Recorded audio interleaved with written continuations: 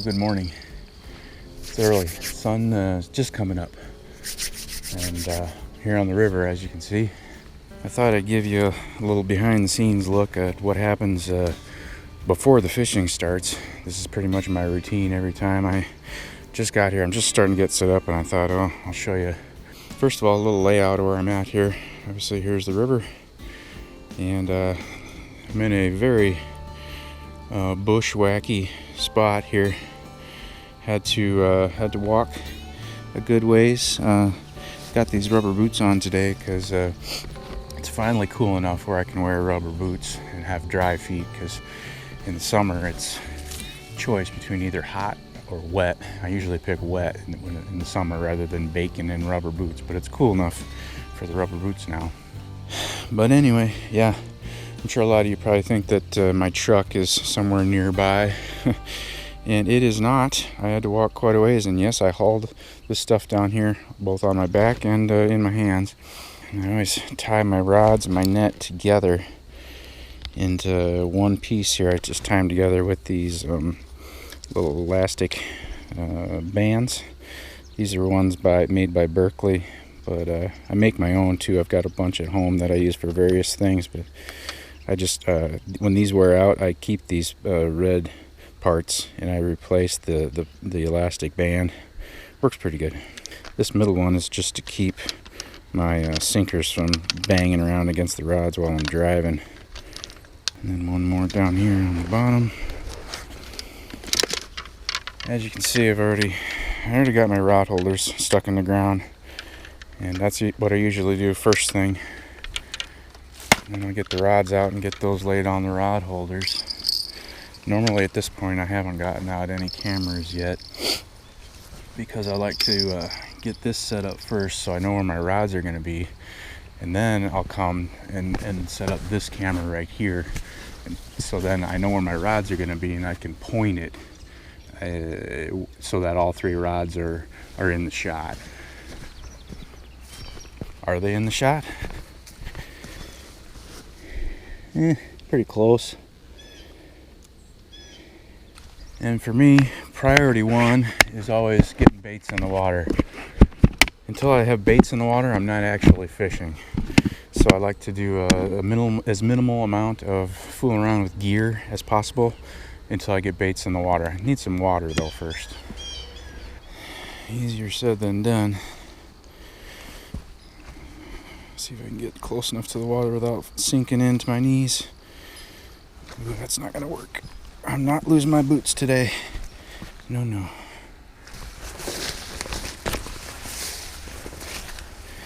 I'll find a little spot down here that's a little less soft, maybe a little sandy spot. Yeah, animals been walking here. Should be a little bit better.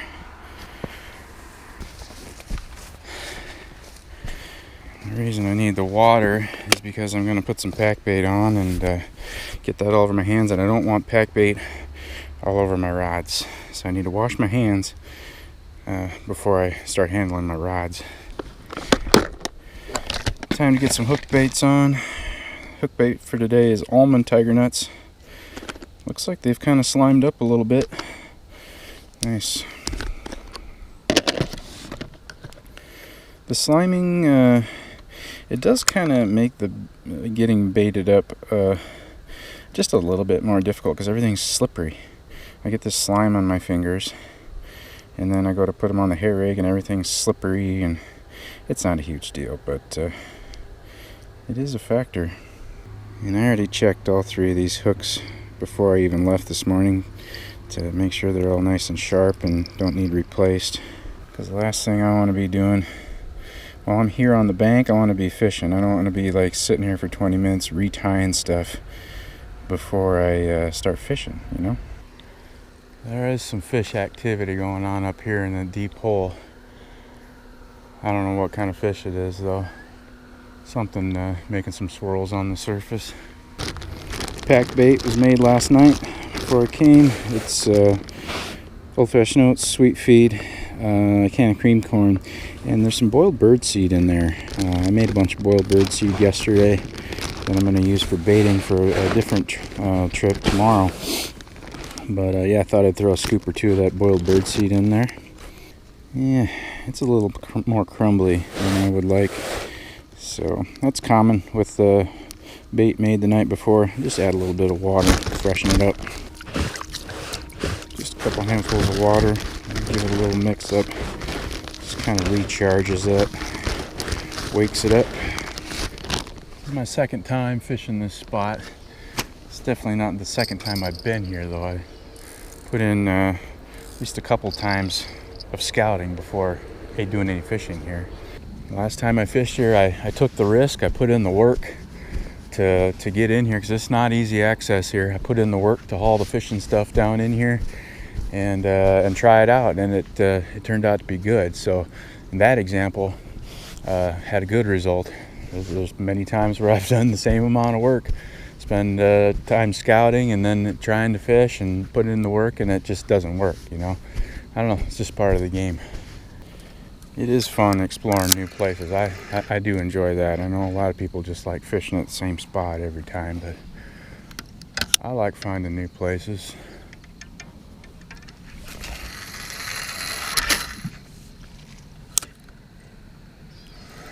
Line kind of got hooked on my hand there. It landed okay. That's that deep spot right there. That's probably 5, 6 feet deep right there.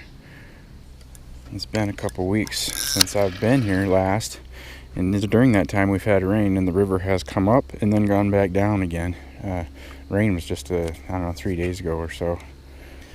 This middle one's going to go across the river near that other bank over there.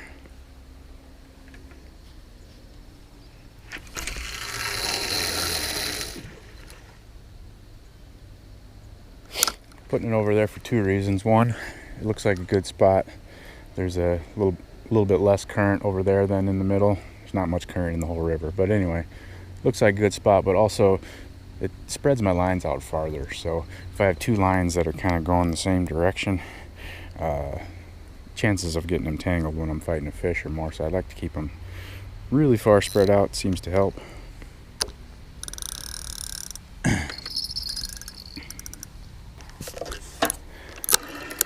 I mean, a lot of times if I'm catfishing on the river in a skinny bank spot or a tight bend in the river or something, I'll just only fish 2 rods, even though I can do 3, just because there's not enough room. It's just going to be a tangled mess if I use 3. But yeah, first rod upstream in the deep hole. Second rod is pretty much straight across the river on near the other bank, and the third rod's going to be downstream, kind of near the bank that I'm on here, spread out.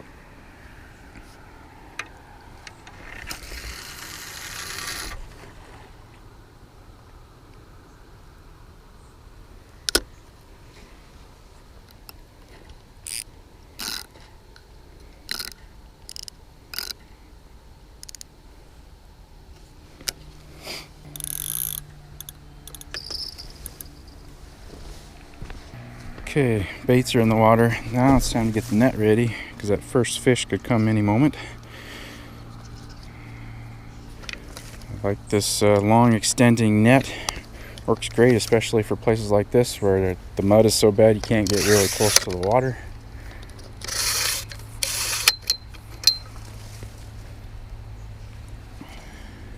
And finally, time for the unhooking mat. This is just a yoga mat. Link is in the description if you want to check it out. It's just a yoga mat, $10. I mean, portability is key with this. That's why I love it. I can go to places like this, and it's not some big, massive thing that I gotta lug around. This little rolled up like this, it just straps to my backpack. It's just another part of my backpack. Okay, now I'm fishing. Now's the time when I usually will walk over to the camera and start talking about the weather conditions and the water conditions, or what I'm trying to do today, and blah blah blah. So it's early, bait's in the water at 7:40. It's middle of September. Days are getting cooler. Today's high is 75. I noticed that the bite is later and later in the morning. So the bite has been coming for me. The best bite has been between like 9 and 11 a.m. Lately. just to get that sun up for a couple hours. The shallows kind of warm back up a little bit because they get pretty cool during the night. It's 47 degrees when I got here this morning, so it gets pretty cool at night. I think those fish need a little bit of sunshine to warm up those shallows before they'll start foraging. I am going to shoot out a few cattle cubes. Just going to use my homemade bait catapult there. This is made out of just a regular daisy slingshot that I made a custom little pouch here that attached to it. Works great. I'm just going to shoot a few pieces on top of where my baits are. Not an exact science, just in the general area. I like to use smaller pieces that definitely break down fast. This is just a piece of pipe that I had, scrap pipe laying around, and it's the perfect diameter to fit inside there, and I just put that in there and pull, and it just breaks the pieces into smaller pieces. Works nicely.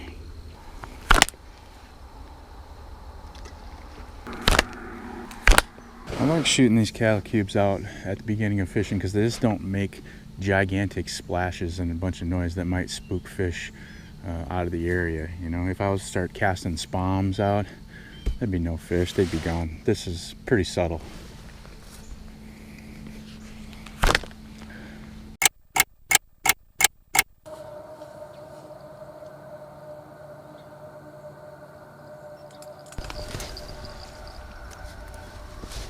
Something happening here. There we go. Feels like a catfish. Now I've got the dilemma of, am I keeping fish today or not? Normally I probably would, but I don't know, the water quality here is pretty bad. This might not even be a catfish. Oh, it is a carp. Just a little one. I think he jumped and stuck his own nose in the mud. He's stuck now right here. Did you see that? I don't know if I had the camera pointed at. The carp jumped out of the water.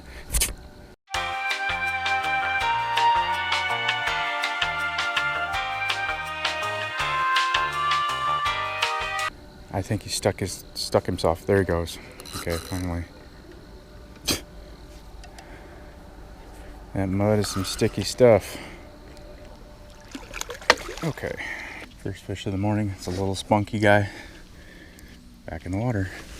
It's been about a half an hour. This is the first action of the day.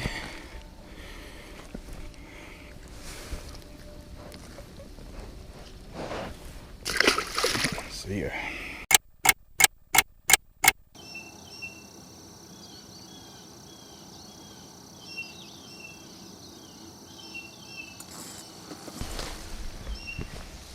I've got a drop back bite here.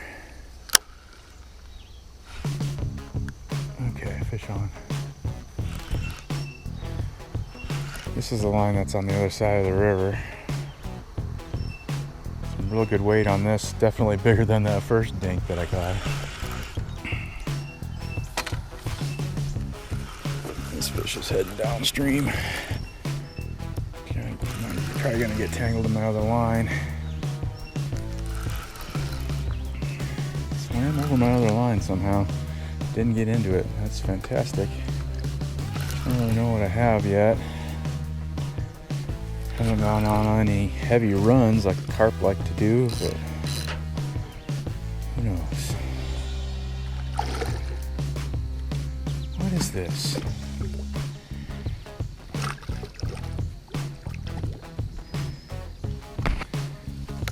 It's right here and I just can't figure out what it is. The water's so dirty. That's a carp. This is a carp. It's a bigger carp. Got him. I mean, that fish is literally 1 inch below the water surface there. I can't even see anything. There he is. Yeah, this is a nice fish. Yeah, this is a nice stocky fish. I give it probably about 8 pounds, something like that. I'm not gonna weigh or measure this fish. Like I said, this is the one that was on the opposite side of the river. I don't know what time it is. I think it's getting close to 9. It's getting close to about prime time. So warming up a little bit out here. action's picking up. It's like 1 inch of visibility. Get your nose out of that net. There you go. See ya.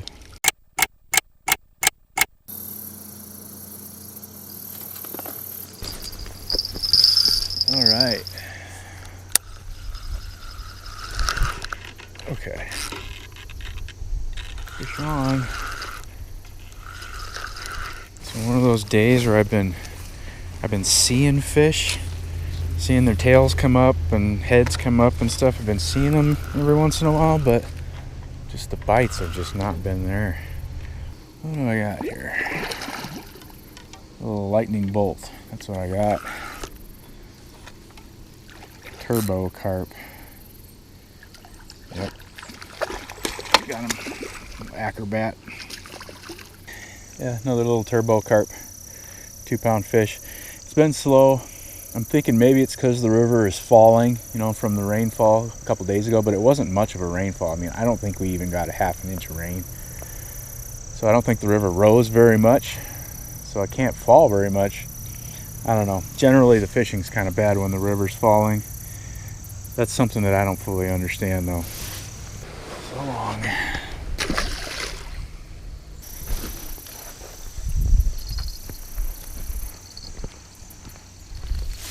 Okay.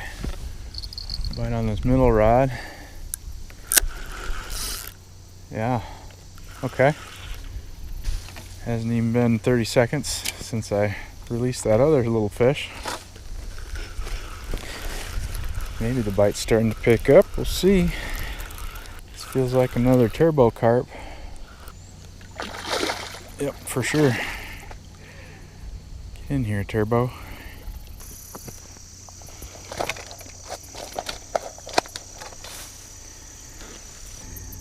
They're getting smaller. If you happen to know exactly why the bite is bad when the river is falling, feel free to explain in the comments.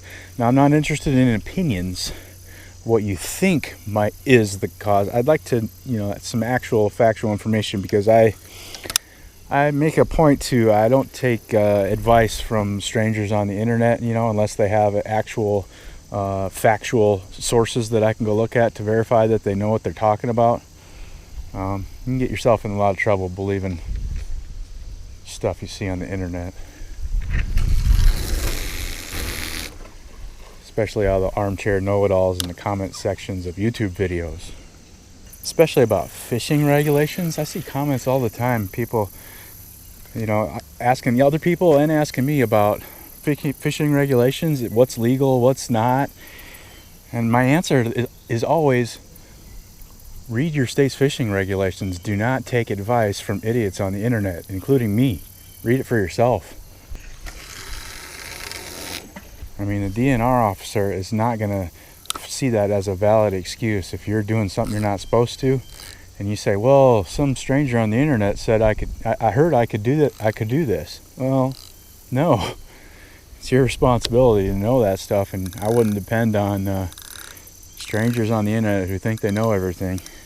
There's this thing called a Dunning-Kruger effect. It's a thing in psychology where it's been proven that people who think they know a lot are the people who actually know the least. You know what I mean? People that are the most confident in their knowledge about all sorts of things are actually the most ignorant about such things. Yeah, look it up. It's called the Dunning-Kruger effect. It's pretty interesting. Yeah, sorry, this happens sometimes when the fishing's slow, then I start thinking and talking about non-fishing related things. Hopefully the bite's going to pick up. I mean, as far as reliable sources for fishing information, I mean, there aren't exactly a lot of, scientific studies that you can cite as sources or anything like that. But what I'm talking about, it would be like maybe an article written in a reputable magazine like In Fisherman or something like that, written by a fisherman with a lot of years of experience who can describe these things and has seen these things in real life, And yes, that's only anecdotal evidence, but I would say that, information coming from a guy who's been guiding fishing trips on a river for 25 years is pretty reliable information. He knows what he's talking about. He probably doesn't know exactly the scientific reasons why the fish do what they do, but he knows that they do what they do. And I think that'd be reliable information. Well, the book I'm reading is kind of boring, so let me Google here real quick. Why do fish bite slow down when river level drops? Let's see. Now, I'm not looking for hokey theories here. I'm looking at the sources here. So we've got Bill Dance Outdoors. Bill Dance is a well-known fisherman that's been around for a long time. He probably knows what he's talking about. Let's see what Bill Dance has to say. I'm sure he's going to be talking about bass because that's what he does, but a lot of times fish are fish. So Bill Dance says, falling water is a signal to the fish to move off the banks and into deeper water. A slow fall may put them back onto the first shelf or drop off.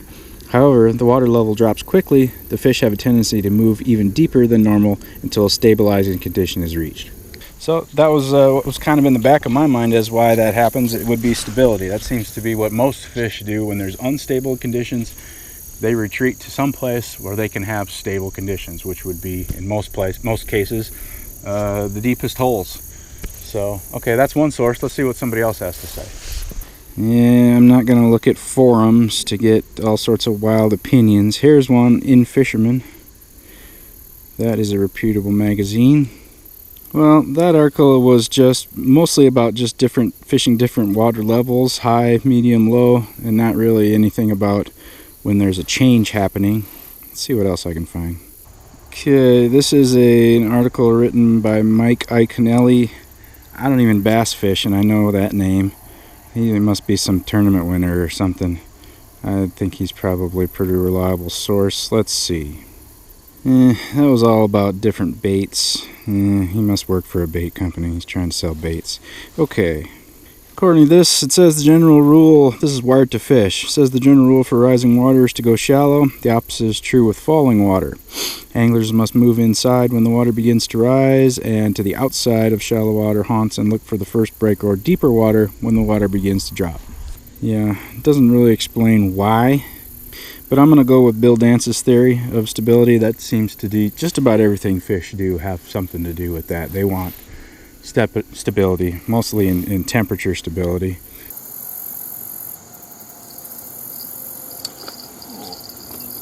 Oh, that was a convenient time for a fish to bite. Yeah. That was in the deep bait over here. I was fishing the deeps, not so much because of the falling water, but because of the cold temps in the evening. I'm thinking the fish are going to retreat to the depth just because the shallows are getting cold. I think I might have mentioned that earlier. Oh, that fish got off. There was another small fish. And I'm going to put this back in that deep spot. I think that's only 5 to 7 feet here. I think that is the deepest spot here in this little stretch of river that I can reach, but I don't know. Who knows? There might be a deeper hole, 50 yards up there. Doesn't really look like it, but there might be a deeper hole over there where all the fish are hanging out.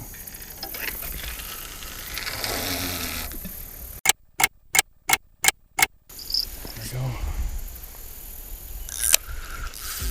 Fish on.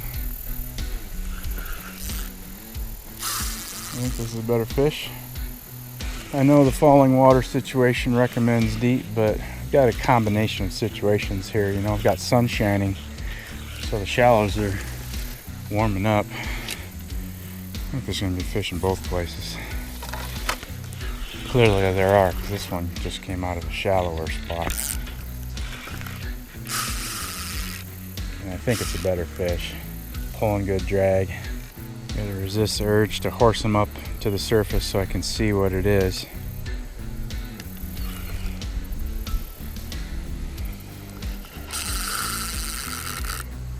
Getting close, getting close. Oh, it's a real big fish. It's a nice fish. Oh, yes. Oh, I just tried a blind net there. That did not work. That was dangerous. I shouldn't do that. Getting too anxious. He's just been right here in front of me for so long, and I just can't get him within net reaching range. Oh, yes. Quick scoop. Oh, he tried to jump. Yeah, this is a great fish. I will get a weight on this fish. It's no PB or anything, but yeah, it's a 12-pound fish. Yeah, this big fish really brightens up my disposition. Anything above 10 pounds is a big fish in my book. I was sitting here feeling a little gloomy, thinking the bite was going to be Dinkville today, but yeah, this fish made my morning so far. I think it's almost 10 o'clock. I'm going to keep fishing a while. It's starting to warm up a little bit. Feeling pretty good out here. Hopefully the fish are thinking the same thing. 12-pounder back in the water. And like I said, this fish actually came from the shallowest bait placement that I have here. It was probably in 3-4 feet of water. I don't know. I was kind of hedging my bets, and I had some in deep and some in shallow. Fish are unpredictable, aren't they? That was a quick take.